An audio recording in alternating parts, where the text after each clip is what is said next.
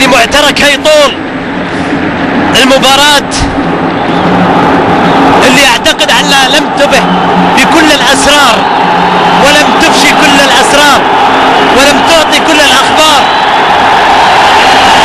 لكن بلا شك اوضاع صعبة جدا مع مشجع ينزل الى ارضية الملعب يشارك اللاعبين الكرنفال، وكرة ساقطة داخل المنطقة في محاولة الى فيكتور فيغاروا داخل المنطقة، محاولة ممتازة وكرة داخل المنطقة مصوبة. والله لا هذا والله اشغلنا، يعني المشجع اللي وصل الان الى ارضية الملعب اشغلنا عن المباراة. سعود حمود الواقع عن ارضية الملعب يعاني من اصابة. مباراة ما بين رجال الامن ومشجع في المضمار يتنافس مع رجال الامن، والتنافس هنا ما بين الهلال وما بين النصر، ما بين العالمي والزعيم مستمر، كما هو الاستمرار في التنافس بين رجال الامن والمشجع الذي دخل الى ارضية الملعب في الوقت